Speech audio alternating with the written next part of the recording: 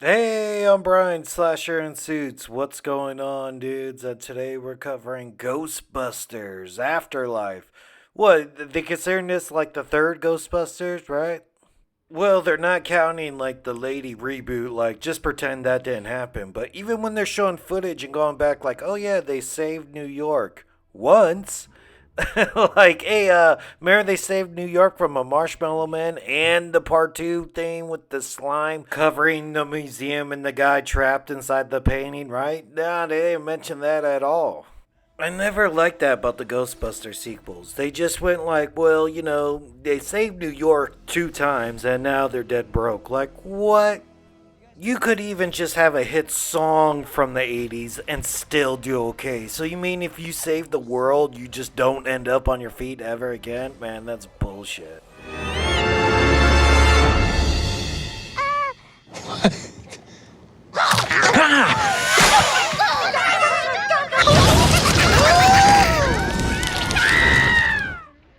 I don't know if that was an accident, but that one Marshmallow Man got sort of like napalmed. Oh my goodness, and screaming on the way down. But he had a smile face on the way down, which was more disturbing. Like they welcome death. And this one is like more cute. I don't know if you're gonna die from that, but they're making him into a s'more. So it's like make yourself into food, so that means you're dead. And I don't know, man. I don't like what they did to my marshmallow man. Like, look, they're little tiny marshmallow people and cute and fuzzy, and they don't even seem like a threat. They're even killing themselves and everything. I'm not counting that. But man, I remember watching the original, like, man, that Stay Puft Man was cute until he did like a grimace, like, oh shit, this guy means business. I was scared.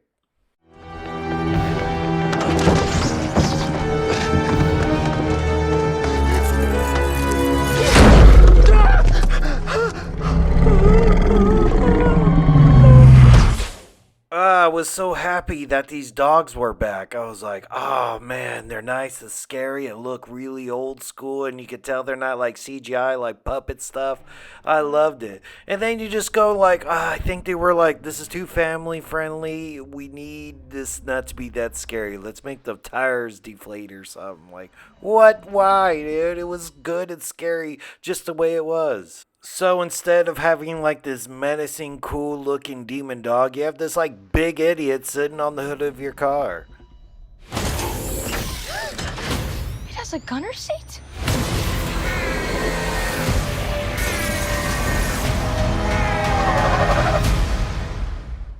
Yeah, the whole car together and them actually finding out all the gadgets. Like, wow, it had a gunner seat and like a trap door in the car for like a portable trap.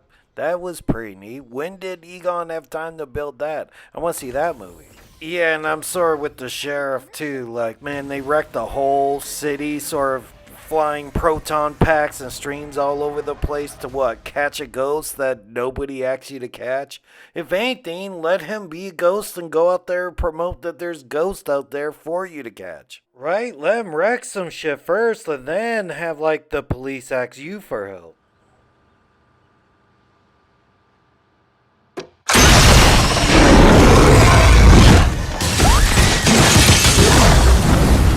Yes!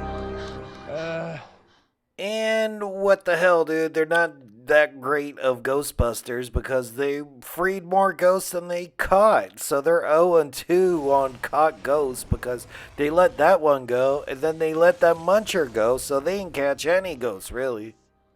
But that's like the kid team. The kid team of Ghostbusters, really, they messed everything up. They actually caused all this because right there in the cave, Egon set up like a trap to actually keep all these ghosts at bay until they done messed it up.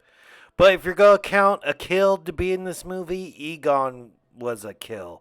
So, but he died from the get go. He died off screen, I guess, a couple of years ago, and left like the whole haunted mansion to his grandkids. But when the OGs returned, so did he as a force ghost, right? You didn't even say anything.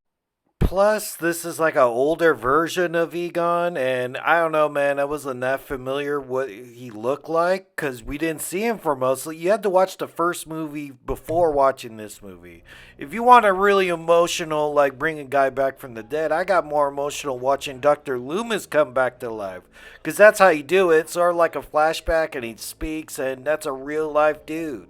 When you see a Force Ghost, I don't know, man. I don't take it serious. And especially when he doesn't talk, I go, well, okay, that's almost like a hologram. Like, all right, big deal, dude. I don't get the feels like you came back to life. So if I'm judging a movie about its kill count, you get one off-screen kill, and that's pretty much it. Egon's gone, and even capturing ghosts, they capture a ghost, but then they let it go, and I guess they capture the bad guy at the very end.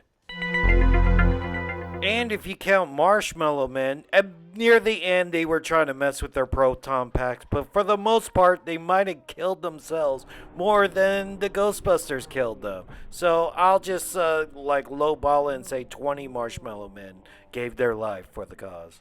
If you're watching this for the OG characters, they don't show up until the very end. And the girl was pretty good. Phoebe was like Egon's granddaughter. She was pretty funny at times and carried the whole movie. Paul Rudd was supposed to be like comic relief science teacher, and it worked out okay. But the guy from Stranger Things, you're like, why was he even in this movie? They could just cut all that out. It would have made no difference. They just needed somebody old enough to drive the car, I guess. And on a positive note, they had a song from the Buzzcocks that's very cool. And Paul Rudd was like a horror movie fan, and he got to see a little bit of Cujo and Child's Play. So, you're right, that's a plus in my book. So, I guess even if you try to rank them, you go, might still just like part two better than this one, man. At least you got all the OGs there, and it's actually like the tone of the first movie. But, alright, thanks for everybody for watching. If you like, drop by a live stream sometime, join the Patreon, follow me on all the things, and catch you dudes later. Later, dudes.